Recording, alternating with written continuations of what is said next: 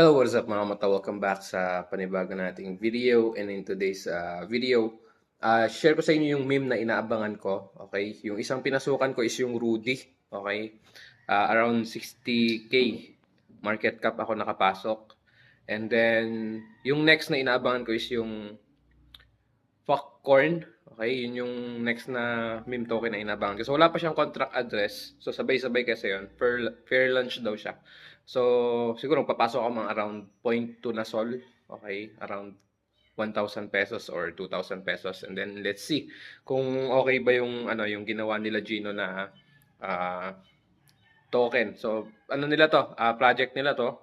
Sila yung devs nito. So, very docs naman sila kasi sila yung mga nagtitinda ng sol sa online. Okay, sila yung mga nagbebenta ng mga Ethereum, Solana, mga ganun sa mga newbies. So, I think very good project naman to. So, yun. Do your own research.